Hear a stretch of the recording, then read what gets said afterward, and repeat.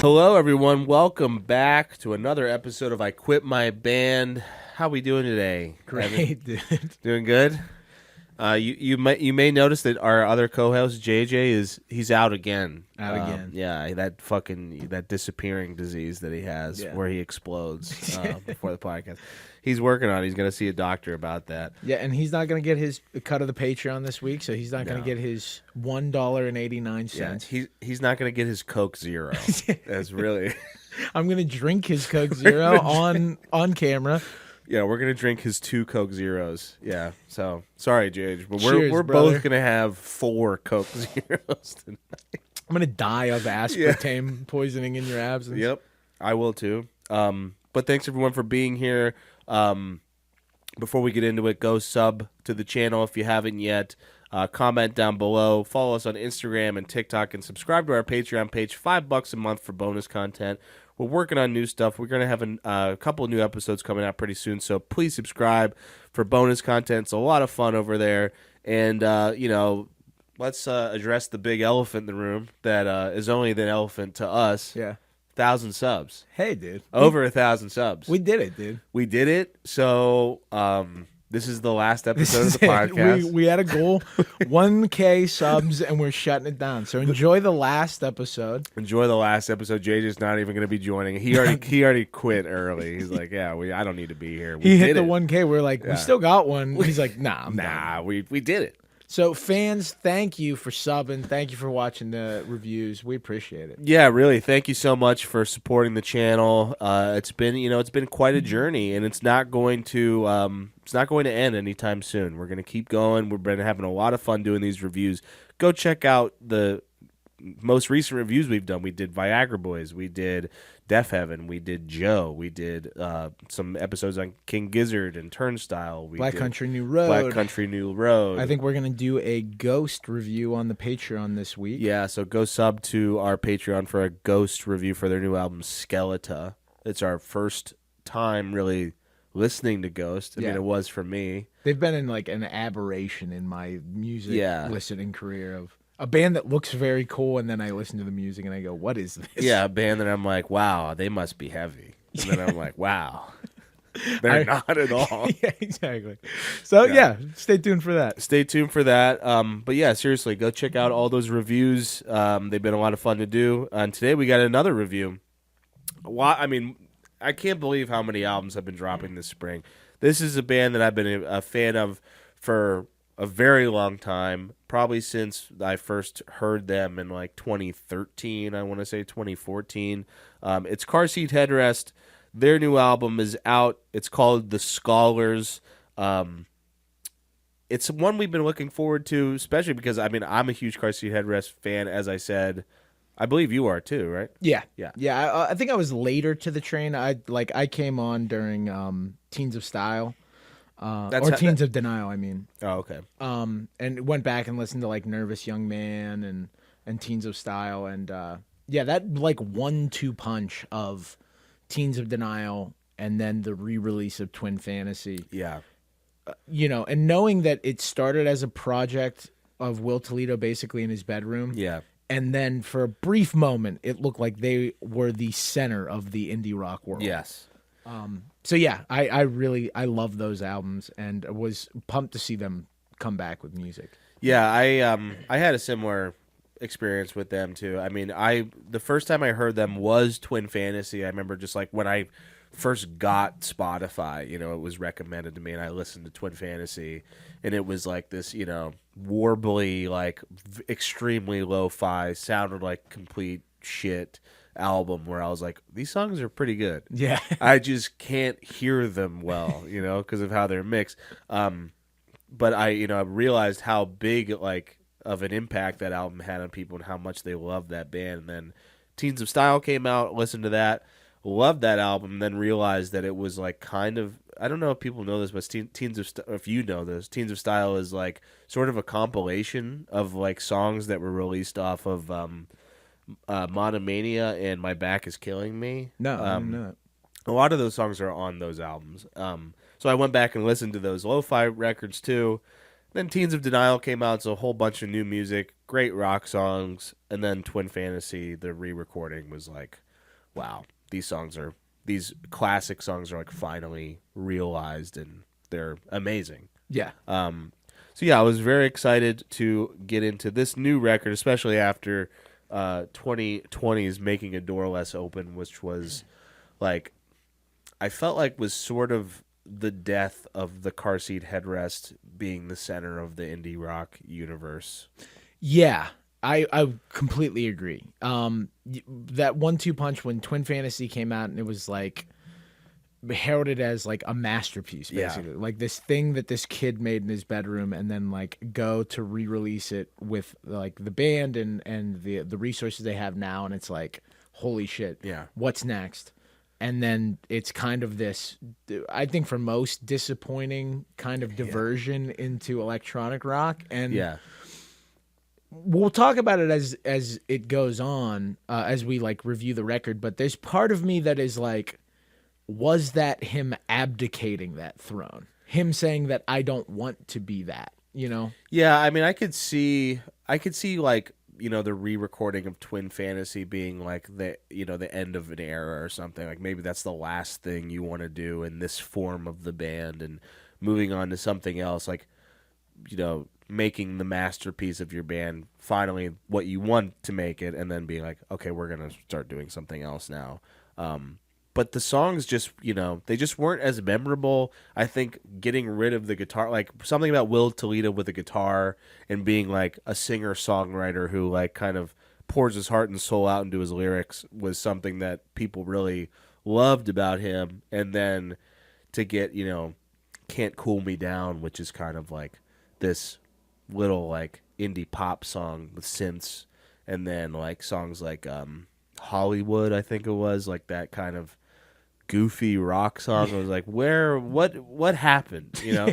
And he was also like wearing a gas mask on stage and a costume, and it felt like he was just gone, you know, even while the band was still doing it. It felt like a disappearance of Will Toledo. Yeah, and like the mix on that record too, like the dynamics on those records are so great. Like, you know, taking this song from this really sparse section to like this really cathartic, emotional Huge blow up anthem. Yeah, and there was just like none of that on Making a Door Less Open. And there were some interesting ideas, some interesting sounds and stuff like that. Yeah, but it did feel like you said, like that voice, you know, not just like the sound of his voice, but like the direction voice of like Will Toledo was kind of missing from that record. Yeah, I mean, I think he was a big advocate, or not advocate, or just like a iconic person for like the slacker rock genre, and it just felt so the opposite of that. It felt like you have to try rock genre, you know. Yeah. It wasn't for the slackers. It was really paying attention to production and putting synths in there. Whereas the slacker rock guys, we just wanted a little distorted guitar. That's all. Yeah, good melody, yell something Right. at about the 5 or 6 minute mark of an 8-minute song. Mumble most of the lyrics. That's what I like, you know. Yeah. But yeah, The Scholars is out. It's their first record since 2020. Will Toledo was on sort of like a medical leave thing. I think he was struggling with long COVID and some sort of other disease, I think, and taking some time off. Now they're back as a full band, Car Seat Headrest. Do you want to just get into it? Let's jump in, dude. Let's just do it. It's Car Seat Headrest, The Scholars. And it's I Quit My Band. This is the first song, CCF, I'm Gonna Stay With You.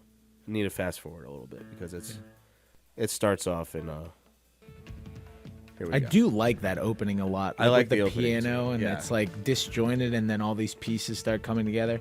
Yeah. Now this was one of the singles, right? It was one. I think it was the second single. Yeah. Did you? I only listened to Gethsemane. I listened to like half of this one, and then I was like, I wanted to save it for when the whole album was out, because this was after Gethsemane, I realized that this is like a concept record, and I was like, I'll save this for the whole album because it sounded good, but I was like, I might not get it. So Yeah. I know they released another single after that, and I didn't listen to it. Same here. Yeah. Yeah. After I heard Gethsemane and I liked Gethsemane a Yeah. lot, I was like, I just kind of want to experience this whole thing, because like Yeah. Gethsemane's not it's not your typical single. It's like No. a 10-minute 10 minutes. rock odyssey. Yeah, it takes like a complete left turn right in the middle of it and turns into like a Deep Purple song. Like not even different for like the rock genre, but so different for Car Seat Headrest. Yeah. But this song I really enjoyed. I thought it was a cool opener. I like that they do this kind of extended intro that sounds like it really introduces this album as what they're calling it, like a rock opera, like a Ziggy Stardust or like a Tommy type of record. Yeah. It has that like big emotion. Like, I mean, this just feels so huge right now. And the whole concept behind the record is that it's about students or characters at a school called Parnassus University. PU, dude. PU. Yeah, I rushed Kappa Kappa Phi at PU, dude. I'm a proud alum. I'm a proud alum of PU. Yeah, dude. Yeah, I mean, I don't know. The lyrics, I looked up all the lyrics for every song on this album, and they all come from a different point of view of a different character that's attending the university. There's a whole lot of lore and backstory to this record. Yeah. I've been on record on our other reviews that I think the individual song is a great storytelling device. Mm-hmm. The album less so. I think that once it stretches out the album length, I have a hard time sticking with a story the whole way through. And like Tommy is an album that I loved growing up. Yeah. But like I don't know what fucking happens in Tommy. I Right. know Pinball Wizards on it, and that's a great song. Well, those lyrics aren't like nearly as poetic and hard to decipher as these ones. Yeah. But outside of the context of like the story elements, I think that this is like a great closer. I can't speak to the story elements. Opener, I'm sorry. Great opener. Like you said, I think it gives you the vibe of what we're going on here. It's this like rock journey with these big swells, these like smaller, more emotional moments. And I also think that it has probably one of the best vocal refrains. Yeah. The I'm gonna stay with you. Yeah. Like that is one of the stickiest things on the record. Yeah, I thought so too. I was like, okay, this is Car Seat Headrest doing this like this rock opera thing where it's very conceptual. There's characters. The lyrics are going to involve, all these different points of view from different characters on this album that we're not like really ever introduced to. It's not like there's a title track that's like, here's Bartholomew. You're just kind of thrown into it. But yeah, like it kind of, all of that kind of goes away once you start listening to it. It feels like Car Seat Headrest again.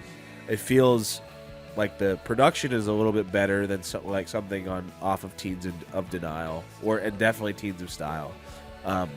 It's a little bit cleaner, and his hooks are back. His voice is there, and while this is a conceptual song, like I'm Gonna Stay With You is very like classic Car Seat Headrest. Big Car Seat Headrest ism. Oh yeah, big time. And you can definitely tell that just like musically, the chord choices and instrumentation, they are pulling more from classic rock than like indie rock or punk. Yeah. There's a couple moments where it gets a little more indie and a little more punk, but for the most part, like this doesn't sound unlike a Jefferson Starship song. It but doesn't. That's cool. I'm cool with that. Yeah, you don't really hear many bands like making that sound their own ever. But yeah, Car Seat Headrest wasn't like, while they were an indie band, they had some definite classic rock influences even in their old music. Like I think one song off of Teens of Denial they had to like credit the Cars on because it was like there was some sort of dispute or something. I can't remember. Oh yeah, I do vaguely remember that. I think it might have been Killer Whales. I think you might be right. Or Drunk Driver Killer Whales. I think that was it. But that more makes sense. Like that era of classic rock makes a little more sense because that's almost like the birth of punk, power pop sort of like melding. Less like there's stuff off here that I'm like, oh, that's like you said, Deep Purple, or there's one that really reminds me of The Who and stuff like that. Yeah. But even like Unforgiving Girl off of Teens of Denial, kind of like I could, was kind of leaning this direction too. But yeah, I loved this song. I mean, it was like it felt like a return to form while also being very catchy, and the length, it's a longer song, but it really like doesn't feel like it, I would agree. I think the song after this feels longer. It does, and than it's this shorter, song, I think. Yeah. Let's just go to the next one. This one's called Devereux. I'm guessing that's the name of the character. I think that's another name of one of these characters. And there's like, if you look at the lyrics, there's like sections that'll be like, this is from Devereux's point of view. And then it'll be Oh, like, really? Then it's like, this is from Chanticleer's point of view. Oh, man. This is from, Beethoven's point. I can't remember all their names, but like they switch up point of views in so many times in the song where it's like, it's kind of, I always, when there's a concept record, I initially am like, oh, Yeah. but I always like try to dive in a little bit. This felt like, just don't even worry about it. No, I feel similarly and like there's like part of me that feels bad about doing that. Yeah, me too. I was like, But it just a lot of times the concept it doesn't all fit. And at the end of the day, I still experience it as music. Right. It doesn't become like a different thing right. that I can experience as a narrative. It's like it's melodies, it's instrumentation. But there is like he is a cultish figure. Yes. And that has like a ravenous fan base. Yeah. So I could see something like this possibly working with like some of the diehards. Oh, yeah. Where they like really like being able to dive in and see all this different stuff. We're tune hounds. We need something to sing along to. And guess what? Yeah. He gave it to us. He did give it to us. Yeah. This isn't a bad song, I don't think. But I don't like it as much as I like some of the others. Oh, I thought this was one of the stronger ones. Oh, you think so? I thought so. I mean, I thought this was, again, like another classic Car Seat Headrest song. I think that chorus is very sing-alongable. I think it's memorable. It was one of the ones I enjoyed. I like these like melody sections here a lot. The way he's able to, I think they wrote most of this album as a full band. I'm sure he came with the initial song, but the way that they're able to expand sections into like these soaring, vocal parts, and like they just feel so much. They feel so larger than life. Like, and it's something that he is, like, he's really good at, even on past records, that other songwriters really like cannot do nearly as well. Yeah, it's most of the time they don't fit into that like verse chorus. Yeah. Like, it's the chorus because it's like the biggest, most emotional section, but it'll last so much longer than a chorus typically does, and kind of like emerge, like feel almost sometimes out of nowhere. So yeah, no, I do like the melodies in this a lot, but there's just some more adventurous stuff on the record that I think I responded to more. Yeah, I would agree with that. But yeah, I liked this as, I was kind of surprised this wasn't one of the singles because of how like kind of punchy it is and how much it reminds me of their older stuff. Yeah, and it's like compact. What is this, 4 minutes? Yeah, around 3.5, I think.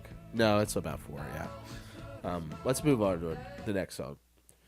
This is Lady Gay, Approximately, which is, I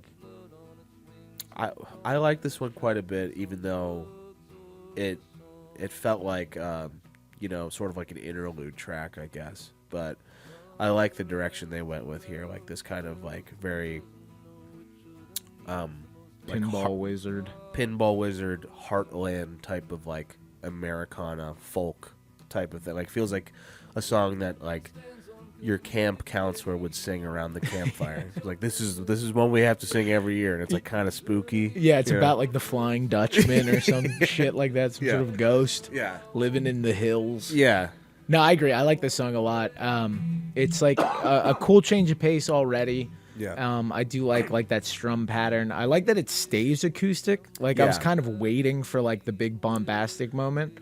And some of the melodies and harmonies that he does on the back half are like fucking just gorgeous. Very ghostly. Yeah, and there's a lot of really good harmonies and stuff on the whole record. But sometimes with the music blaring, you can't really hear like all the different pieces of it. But the fact that this one stays sparse and like lets those take the spotlight, I really like that.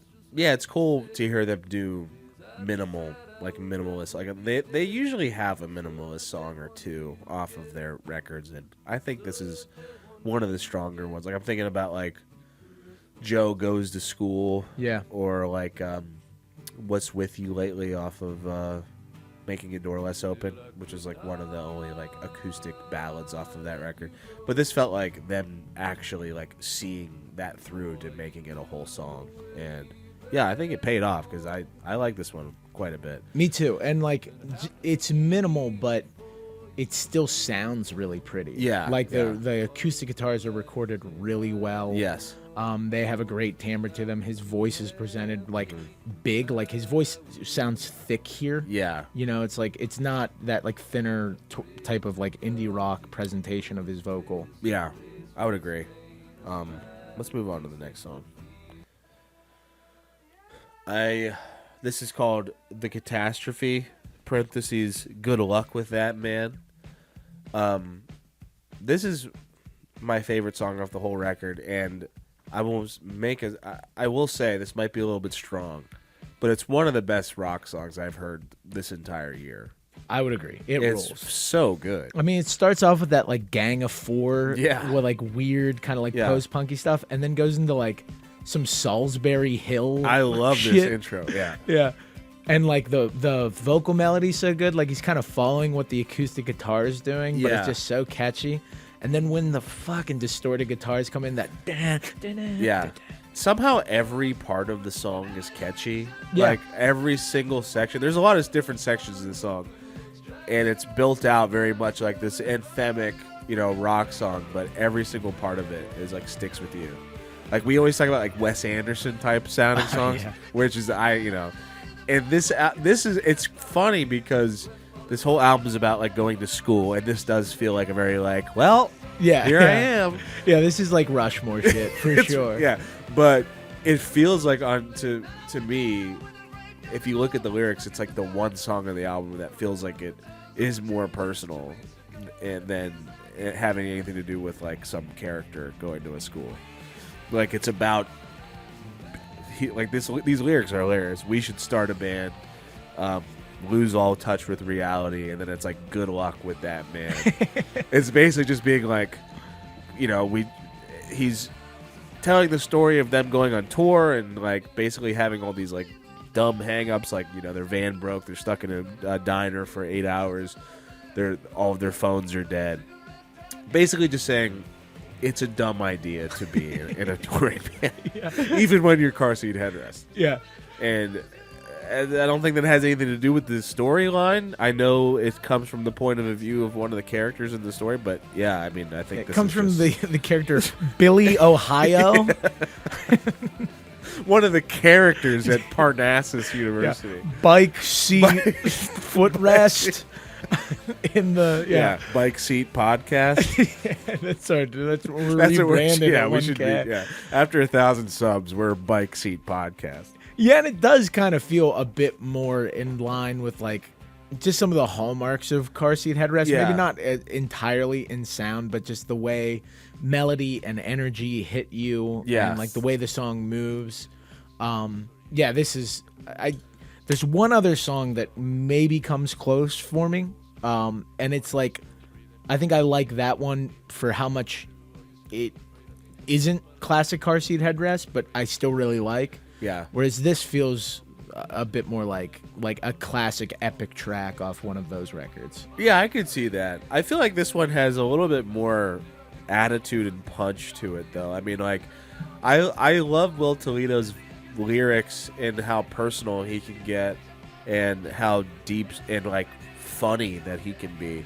And this feels, like, very similar to that, but, like, I love just the fact that he's, like, just coming on straight on, just being like, yeah, like, like, these lyrics are funny again, but they have to do with something that's more like as a whole band rather than just personal, but he still does it really well. He's still able to talk from the point of view of like a bandmate rather than like a lone wolf singer-songwriter. Yeah. And like you said, I did read leading up to this is the first time that they wrote this with Yeah. everybody contributing. Yeah. And that's cool too, to like maybe lend the voice to everybody. Yeah. You know, it's not just about your insecurities. It's about the fact that this sucks most of the time for literally everyone For all of doing us, it. not Yeah. just me. It's all of us now, and that's got to be a nice feeling for someone like Will Toledo, who was probably like when he was younger, kind of, you know, publicized or written about as this like wonderkind songwriter, and now it's like we're writing this rock opera, and maybe it's bigger than just him, you know. Mm-hmm. So I like that. It feels like a band, you know. Oh, definitely. Like that's this song more than anything I've heard from them before feels like a full band. Yeah, and that's what I was talking about in the intro of like there's part of me that feels like you said, that Twin Fantasy re-recording is like closing a book, and Yeah. maybe I don't want to be the center of the indie rock universe. Yeah, I want to yeah. explore different ideas with my bandmates, Yeah. and if that means that I'm not like the Pitchfork Wonderkin, I'm Yeah. maybe okay with that. Yeah, I mean, it makes me like him even more that he was able to be like, yeah, I don't want to be, you know, fucking Tom Petty. I just want to like front the band Car Seat Headrest and Yeah. make like cool conceptual records about fucking fake schools. You know? Let's move on. This song's called Equals. This is another one I liked a lot. Feels like the most like sleeper of most of the tracks here, but I like the lyrics of this one quite a bit. It's seems to be about like it's the one I kind of like related to the story the most, because it seems to be about like friendship, a little bit like having no friends but someone calling you that you don't really know, and you're just like, well, I need to talk to somebody. Yeah. And I kind of like that at the beginning of the song, but most of the other parts I don't know what they're talking about. Yeah, I like this one the more I listen to it. The first couple times there's like a part in the back half where it starts like going like dippa dippa dippa dippa, like snare, Yeah. bass, snare, bass, snare, bass. And there's just something about the way the drums are mixed on the record that Yeah. it's like it felt so consistent and so loud that like it felt like distracting. There's a couple weird mixing parts on this record where it feels like things just got a little bit like too raw for a moment. I think I know exactly what you're talking about. Like the bass even sounds a little bit more like untreated, Yeah. but I didn't really think it was that distracting. But yeah, I like this one a lot. But yeah, he has like his voice, man. It's like he has the like sonic timbre of somebody who like your classic indie guy who can't sing, Yeah, but like he can sing. he can sing. Like, Yeah, and he has a great ear for melody. he has like one of my favorite voices in like rock, like newer bands, you know. Yeah. Like he's can do that lazy thing so well where it's like you can barely understand what he's saying, but then like he'll start really singing and you're like, damn, all right. Yeah, this dude actually has pipes. Yeah, I'll listen to anything you fucking say. and he has like a really great way of like up here, like when he's singing at like the top of his range. Yeah. He can stay up there, but like you can feel the emotion of him Yeah. like having to get the notes there. Yeah, I always, and he kind of has like he brings out the graveliness in his voice. Like he's a little bit more dynamic than people give him credit for. Like when you think about Will Toledo, it's usually the first thing that comes to your head is, you know, just Like I just woke up and Yeah, now I I'm just woke singing up. an indie rock song. yeah. I woke up in my car. And that's why my band's called Car Seat Headrest, because I didn't give a shit, and you know who cares? It's funny, you know. But yeah, he clearly Yeah, like just- this part. There's just something about the drums there that like I don't know, Yeah. like the drums have a very fat sound, Let me go back. which to that. makes me think like maybe they were compressed a whole lot. So after Yeah, here, this after guy. this like shuffle, but right here. Not here. It's So right here, coming up. I like this I do. bouncy part though. Oh yeah, it might just be because of how many hits they're doing there. Like Yeah. it just kind of It's like I can only hear bass and drum. it gets a little bit muddy. Yeah, but yeah, I like this one a lot. Let's move on to the next one. This is Gethsemane. We talked about this one on the show a couple months ago. About two 2 or months 3 ago. months ago. I can't remember. Yeah, this is, I think, like, I don't want to say the weirdest because there's two very odd ones coming up. Yeah. But it's the most rock opera, I think, off the record. Maybe besides Planet Desperation. Yeah, but the organs on the back half, like, just make it feel so Tommy Oh yeah. and Deep Purple sounding, which is like, who's doing that? Yeah. You know? Yeah, like this was when I first heard this song. There's just so much in it, Yeah. and I remember walking away after that first listening, being like, "I like that. There's some really cool stuff in Yeah. that." But like the more and more I listen to it, I'm like, "This rules." It does rule. Like to be able to put together a 10-minute long song like this. Yeah. That is very different from what you typically do. Mm-hmm. There's synth in there. There's like these like weird kind of ghostly vocals going all over the place. Then you land on just like some sick riffage. Yeah. And then are able to do that thing that he does really well in a song where there's just like a vocal refrain that is so perfect. Yeah. That it just gets stuck in your head forever, and it's that you can love again if you try. Again. Yeah. And they even reprise it later, which is a very like They do, rock yeah. opera thing. Love that touch on the back half Yeah. of the record.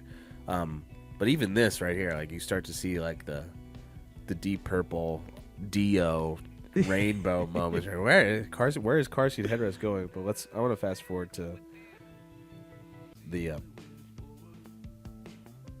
Did I skip the guitar part? I don't think so. I think it's coming up. Yeah.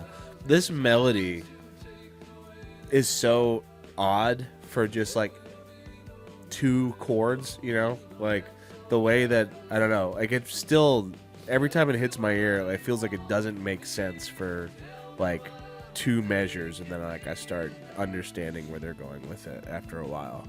Yeah, and I think also part of it is like I've lived with this song the longest. Yeah. So like all of those like I think when I first heard them, they were so complicated. Yeah. That I was like, does this work? That's what I thought. I was like, I don't think this is right. Yeah, and now I hear it and I'm like, wow, that's an amazing melody. Yeah, I would never be able to come up with that melody.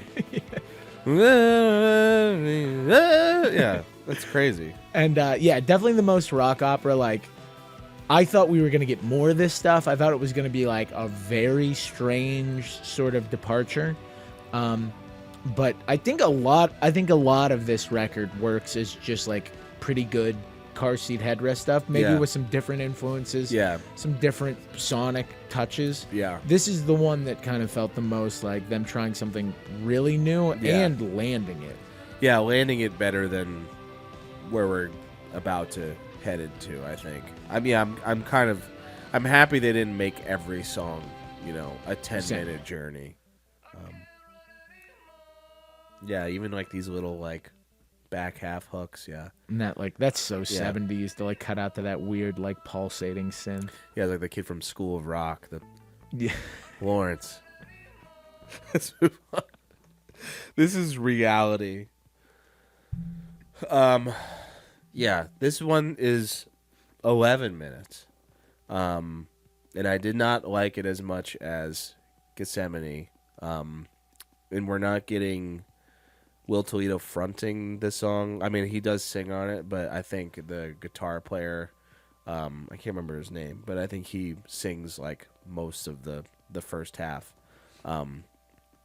It takes a while to get to the place where it's going, but it didn't feel like a 10-minute song to me. I don't mind his vocal. I really think that he's channeling a little bit of Tom York with his falsetto on this song, which I really liked a lot. But yeah, it didn't warrant 11 minutes, maybe. I love this song. You like it? Yeah, okay. I like that guy's voice a lot, especially the way it's like employed in this song. Do you hear the Tom York? I know you're a Radiohead fan. Somewhat. I hear much more Bowie. Oh yeah, I could see. Like this song reminds me of like 5 years a lot know that. off of I'm pretty sure that's off of Ziggy. But yeah, like this beat coming in, and fast forward a little bit just to get some more of that guy's voice. I mean, these drums almost sound Radiohead-ish. This very much this almost sounds like All I Need. It kind of does. The way that snare sounds, like that flat, that dry sort of like there's a T-shirt over top of it. Yeah. Like I hear a lot of Bowie there. I could hear the Bowie now. That makes me think of Tom York. That definitely is some Tom York. Yeah. I don't know if it doesn't necessitate 11 minutes as much as the back-to-back-to-back nature. That might be it. Of the three long ones. Yeah. Because I feel, and I like that. Dude, I love this acoustic guitar. Reminds me a bit of Bowie, like Starman or something. Yeah, it has like a very classic rock. Space Oddity. Or there's that like one hammer-on pull-off right when this starts that's just like a dead ringer for Wish You Were Here. Oh yeah, now I can hear Wish You Were Here now. That even just that you just said that, I'm like, okay, that's what it's reminding me of. Yeah. But yeah, I think the melodies are great, and then Will takes over like some parts towards the middle. Yeah. And I really like the end. It gets like weirdly muddy and like emotional and strange in like the last 2 minutes.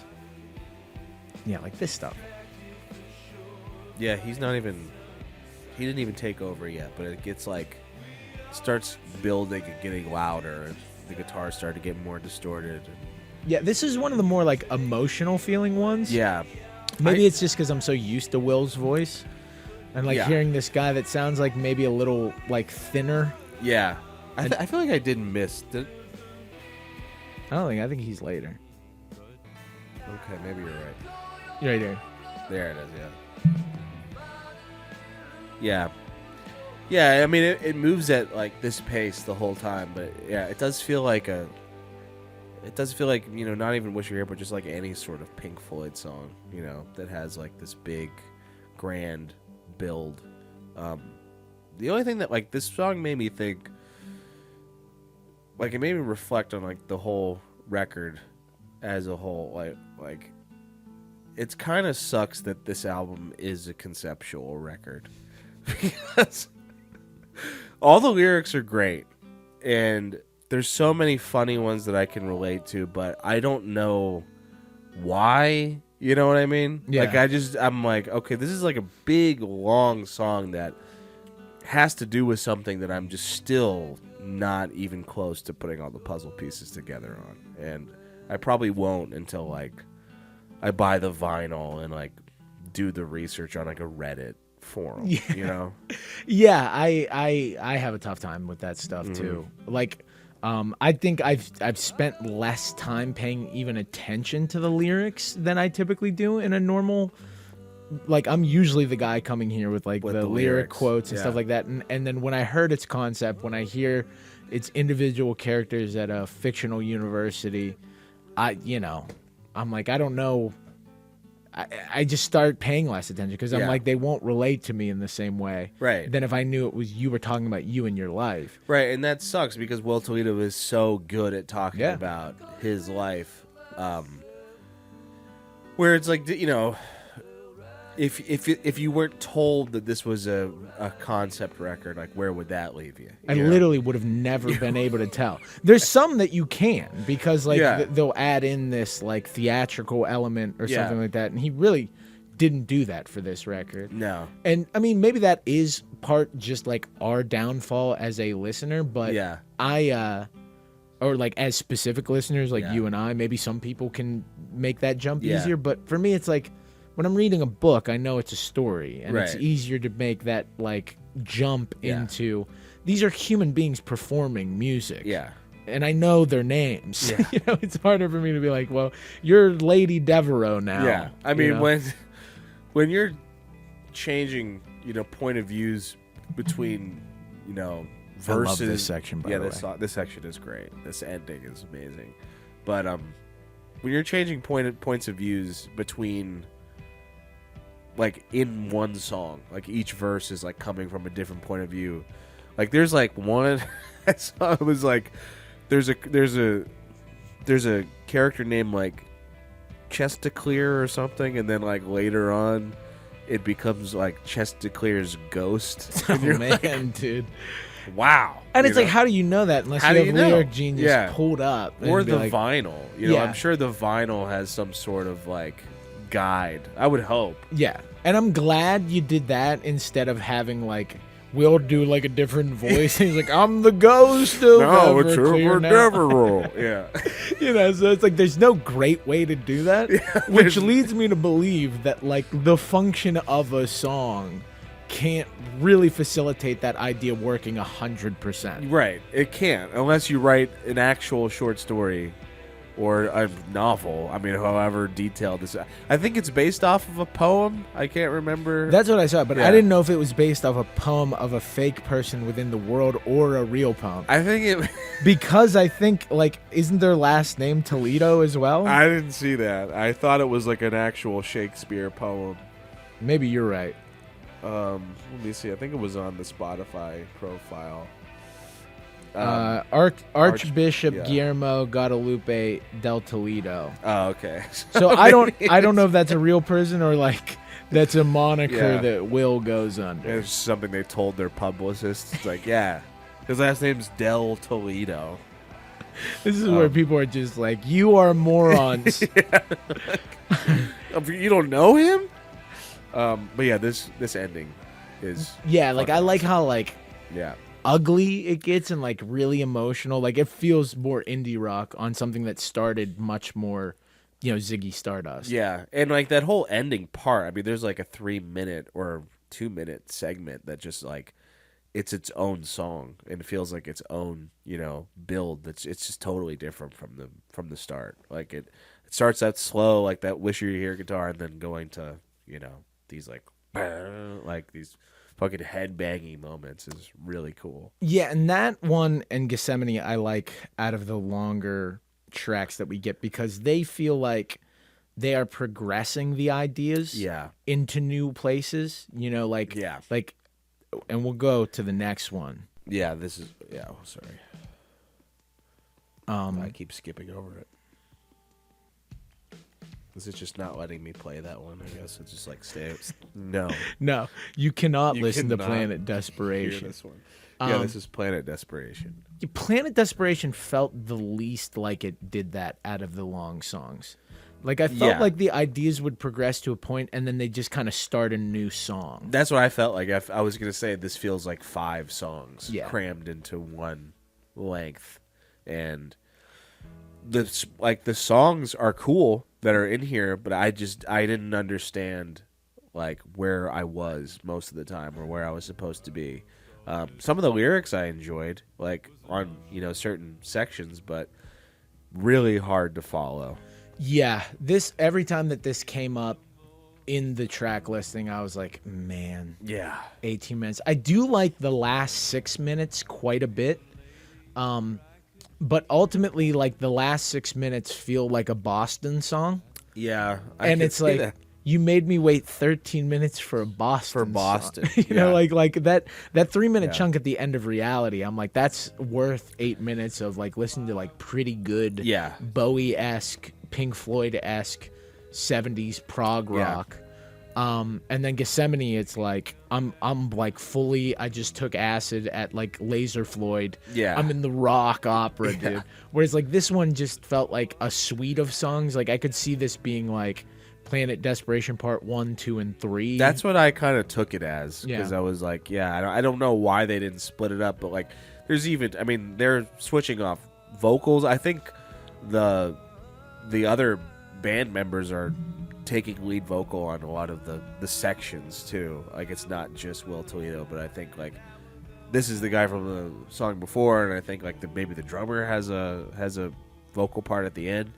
But yeah, it feels like it should have been split up, or I do maybe- like that. I mean, this vocal part's very cool. yeah. I mean, there's a ton of cool parts on this. Yeah. Okay, so it does say. I mean, I'm on Lyric Genius. Oh hell yeah, dude. Or whatever, Genius, whatever it's called, and it does say there is like part 1, part 2. There's a character. Verse 1 is Hyacinth, Verse 2 is Hyacinth and Chanticleer's Ghost. And then it goes into part 2, Hyacinth's Lizard Brain. And that's where Will Toledo comes in. Yeah, I mean, so hard to follow. Yeah, and I don't know how much I will gain from knowing any of that. And let's fast forward a bit. Go to like 13 minutes in. Yeah. It like drops down to like this really weird like polyrhythm on the drums. Yeah. I love everything that happens after this. I don't know if this is Chanticleer's Ghost, if this is Ron's Lizard Brain. Ron, yeah. That'd be great Steve. If the names are just like Donnie, Ron, Kyle. I want to write a rock opera about dudes that got laid off from Jiffy Lube. Yeah, this is about all the guys that are at Steak and Shake and, getting beers at whatever Pittsburgh Sports Bar. Yeah, assistant manager Dale. All the characters at Pittsburgh Sports Bar. Yeah, I mean, that part of it was never gonna work for me. I knew that. But the this part's cool. Yeah, the whatever they're doing with the voice here is weird. But if that was the like framing device that they decided to use to get this sprawling and adventurous with the music. Yeah. I'm like, whatever you got to do. It's like they've provided with enough kick-ass tunes. Yeah, this part's really cool. I forgot about this. And they do, I mean, this is the song where they come back to If You Love Again, You Can Try Again. It's in this part. It's in this part. So I found, like, I don't know if I'll listen to Planet Desperation in full much, but I will cut to this part of it. Yeah. A lot, because I do like this part a lot, and this almost feels like this feels like a fitting end to whatever like narrative, whatever story they're trying to tell. Yeah, and I love the last song on this record. Me too. It feels a bit like a bit out of place track listing wise. I don't know about narrative wise. Maybe that sews all of it up in a nice little bow. Yeah. And they lived happily ever after. Yeah. But this feels like the epic conclusion. Yeah. It kind of does feel like a Boston song. I didn't even think about that Boston until song. now. But yeah, it's very classic rock. Though I wanted to shout out one lyric on the song. It's in the second part. But it's a very Will Toledo lyric. When I get to the pearly gates, will I see you on the other side pointing at me, mouthing, there he is, officer, that's the prick I warned you about. That's such a great line. That's a fucking amazing lyric. Yeah.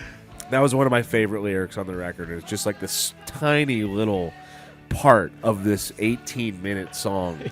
Like that you can maybe barely find if you're just like, let's skip on through of it. But yeah, it's there's obviously some great storytelling and some great lyrics on this. So you just have to. Yeah, and I will say that unlike other people that have written concept albums and rock operas, quote unquote, he didn't give up his voice. Yeah, no. His style of lyric writing. Like a lot of people I'm writing a concept record, I'm going to write like I'm like fucking H.P. Lovecraft or something. Yeah. Like, and then the mist on the mountain, and like he was like, I'm gonna do this, but it's still gonna be Will Toledo. Yeah, it still feels like a Car Seat Headrest record. Let's move to the last song. I don't know why. Okay, I know why this is doing this. You have it on shuff? Got it on shuff by accident. Here's the last song. It's called True False Lover. Yeah, I felt the same about this one as I did the Catastrophe, where it's just a good-ass rock song. Like, one of the best I've heard this whole year. Like, it's really catchy. It's just like a feel-good tune. I don't even know who this reminds me of, but something like just very basic. Like, almost like pop-punk-esque. A little bit. The vocal reminds me of Country Yellow Teeth. Oh, yeah. Say like, ha, no, no, ha, no, no. I forgot about that song. Yeah. I did too until they released a music video like yesterday. 25 years after that. And then I heard this. I was like, I didn't know if it was just because I just watched that music video, but there is a little of that like, No, I can hear it. And that's funny because I did see that music video pop up and I was like, what? I was like, that's not a new song. Yeah, I mean, I feel like they finally saved up enough money to make a music video Clap for their your hands, good say, song. yeah. Like doesn't feel like the like capstone to an epic Yeah. that maybe you want a closer to be off a Yeah. record like this, but I'm gonna listen to this song a lot because it's Yeah. just a fucking good Just ass fun. song. Yeah. I love like the this, like though. the classic rock isms. I was gonna say like just these little cool guitar parts, and like there's even like a wah, like a wah wah guitar in the verse, I think, or the chorus. But yeah, it's like very uncharacteristic of Car Seat Headrest to like, I don't know, like have these very classic punk rock type of things go on in their music, like their like guitar solos and a little riffage, you know. Yeah, I think, just personally, I think that they benefited from pulling from maybe the only time in my listening career that I had any sort of time for concept albums. Yeah. Was growing up listening to classic rock. Yeah. Like where I was like, Tommy's a concept record. Yeah. I gotta hear that. Or like Ziggy Stardust. I need to know everything about it. Yeah, so Yeah. like they're pulling sonically from an era that I still do have like a lot of reverence for, and Yeah. hearing them do it in their own style. Yeah. But yeah, like this album rocks. It does. It doesn't like the story, the lore, whatever. It doesn't get in the way of just like some good ass tunes and good Yeah. ass riffage. Should we move into the CAs? Let's go right into I feel like CAs. we're there. You want to go? Sure. I like this a lot. I forgot about this. Yeah, part, this part is sick, Yeah. where it becomes like Yeah. a fucking It, like, B-52s. breaks down a little bit. Yeah.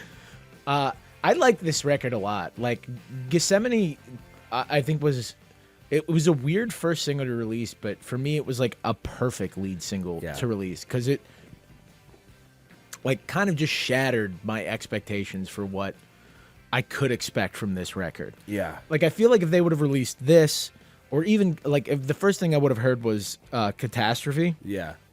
I might have been like, oh, they're going right back to that classic Car Seat Headrest. But And like, you would have been like, fuck. yeah, exactly. But they gave me Gethsemane, which is like, I think the strongest of like the Odyssey rockers. Yeah. And I was like, all right, I'm just down for whatever these guys are gonna do. And I walked into the record with those expectations, and I ended up getting a lot more like classic Car Seat Headrest that I wasn't expecting, just in like the vocal approach and melodies. But I did get a bunch of like cool classic rock, but like a weirder version of Yeah. classic rock. Like they're not out here sounding like AC/DC, Right, You know? yeah.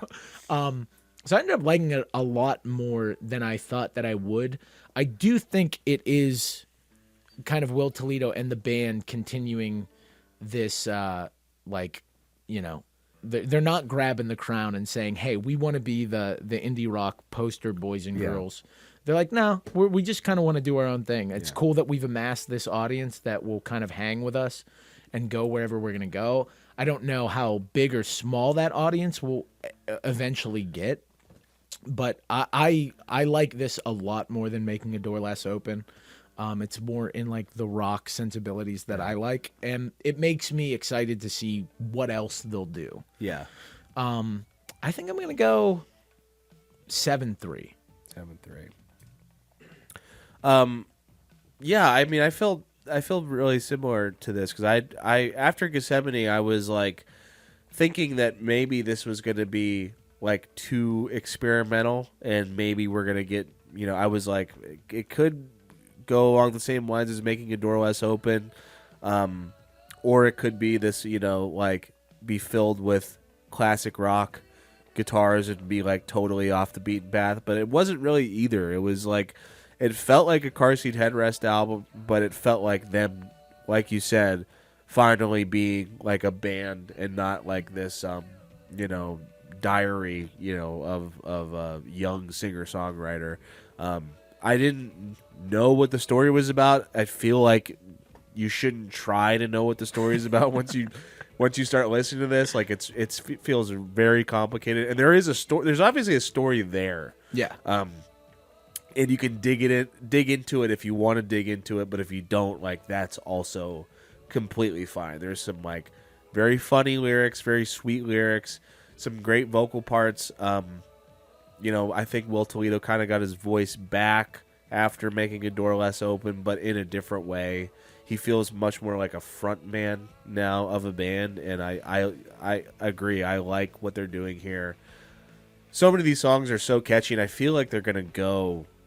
Like, that's the downfall, I think, of the records. I feel like some of these songs are going to go, like, unnoticed because of the conceptual nature of this record. It's like... And just the length of some of them. The length of some of them, yeah. Like I hope that Catastrophe just doesn't, like, fall under the radar because it's like...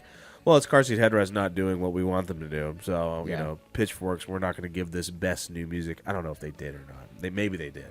But Perfect 11, the first in our history. Guy from podcast is a complete idiot. We love this. No, I feel like some of these songs will just, you know, people. I did a poll on Instagram yesterday of if do you care about Car Seat Headrest anymore, just to see if like they were still on people's radar, and I'm just hoping that like these songs get the same love that like a song like you know, like Drunk Drivers Killer Whales did, or Destroyed by Hippie Powers or something like that, because I do think Catastrophe and, you know, True False Lovers like are that good. Yeah, I don't think that they will. They won't. I don't want to fuck up your closing argument. I know what you mean. Like, they won't. But and I think it's almost by design. Yeah, probably. I mean, they're just of different natures. You know, like they're less like relatable, I think. But that's what I'm saying. Like they're probably not going to get that same love just because like. What the fuck are they even about? Catastrophe is the only song on this record where I was like, I know what you're talking about. The other ones, I have no idea. But yeah, I mean, I like the jams on this. I like the instrumentation, the production. It's just it's a fun rock record to listen to. You can dig into the story or you can not dig into the story, and it's still enjoyable. But yeah, I feel like, you know, we're diving into a new era of Car Seat Headrest, and it's a fun one. You know, it's one that's like going to be full of experimentation, I think. So yeah, I'm excited to see what their future is as a band as well. I'm gonna give this a 7.5. Hell yeah. 7.4. 7.4. Yeah, I don't know why I'm doing the math. Right in the middle is a 7.4, which is Archbishop Guillermo del Hell yeah. JJ's gonna be so pissed. She's like, why? Dude? I can't fit this on the. It's the only thing you had to do this episode. All right, Archbishop Guillermo del Hell yeah. Okay, yeah, that makes sense. Perfect sense. I'll be interested to see what the Car Seat Headrest audience reaction is like. Yeah, I mean, I could see people being like disappointed again. Yeah. I think that like. Maybe one of the downfalls of being a singer-songwriter like Will Toledo is people have such an emotional connection to your music that oftentimes the reactions to what you go and do afterwards is not rational. It's emotional. Like, how could you do this to me? Exactly. Don't you know what Drunk Driver Killer Whales meant to me personally? I need another one of those. How could you not make a song directly that is customized to what I want? Yeah, and like I was a little older when I got into them, and like I obviously the emotional stuff is what you connect to in those songs, but like also he's just a hell of a songwriter craft wise, and that's still on display here. And I think that was a lot less obvious on Make a Door Less Open. Yeah. I mean, he's one of my favorite songwriters, and Making a Door Less Open just felt like too much of a mess of trying to experiment. And someone did point out, someone commented on that video and said like he was experimenting with, you know, electronic stuff like back, you know, on his older records, but like those records had a different charm to them because they were just him, and you know, they were lo-fi, and it felt like more earnest, I guess, where like that one felt like this big like studio, like after the release of Twin Fantasy, it's like, let's go in and fucking do some stuff. 100%. Yeah, it's like when you're experimenting with electronics and you're a kid releasing music Yeah. from your bedroom, and if any of it's good, you're like, that's cool. But if it's like the follow up to your masterpiece and it's Right. like you like kind of finding shit with like Yeah. a synth, it's like you're gonna get that kind of reaction Right. where like if some of it's cool, it's like, yeah, but it's like a fraction of what was cool on the last stuff. Exactly. Like, I mean, it did feel just like more bland too. Like there wasn't as many songs. There weren't as within many them. songs, and like there were never like there were just fewer of those moments where he soars above everything, and yeah. like the band is like really bombastic. Yeah. It didn't have the dynamics that Yeah. the older stuff had. Yeah. Whereas like this is a big return to that. Yeah. It's I think the length of songs will be kind of a detriment to some people because I mean they've definitely done long songs. Yeah. But usually they're couched around a bunch of shorter ones. Yeah, I mean, there was really only one song that I didn't enjoy off this record, and it was Planet Desperation, and it was basically because of the length. It was just like, this is too many things going on, too long. Can't even really remember it. I'm probably never going to listen to it again, even though it's fun to listen to in your headphones, like the first time you hear it. Going back to it feels like a chore. Yeah. But that was really the only song I didn't connect with, or like, at least. Yeah, I just think for Car Seat Headrest to be a good band, you just got to give them, you put the fucking guitar in their hands, you know? Get That's all that you need. Strat or whatever the fuck Yeah. he plays. That's all you need. Quit messing around with the The With roll-ins the and rolling, the yeah. chords. you just need that distorted guitar. But that's the review. That's Car Seat Headrest's new album, The Scholars. We're giving it a 7.4 out of 10, an Archbishop Guillermo Del Hell yeah from us. Let us know what you thought. Comment down below. Tell us if you thought it was great, if you thought it was bad, if you said I don't know what the fuck they're talking about, these lyrics in this story is too complicated, or if you're like, it's obvious. What the hell are you saying? It's Chanticleer's ghost. Chanticleer's Ghost, Hyacinth's lizard brain. She's the one doing this. Yeah, I mean, I could feel like explaining this story as like a Tim Robinson skit. You know? How do you not get it? Yeah. There's a Discord server somewhere where they got it all They figured know. out. Oh dude. yeah, I'm sure someone figured it out first night of the release. And then is calling everyone a dumbass. Yeah, and I'm sure that guy will comment on this video. Dude, he's going to be marshaling that comment section like a goddamn Oh sheriff. yeah, every single person that's like, I didn't Dumbass. Get it. I didn't get it either. Are you kidding me? You're dumber than You're the two dumb- guys in this video. Not everyone should start a podcast, guys. That is true. Yeah, I We've love got- that comment. It's, oh, yeah. We need 1,000% tariff on podcast equipment. Yeah. All right. A guy with a banana as his fucking profile pic. What are we doing, dude? What are we doing? Yeah, let us know what you thought.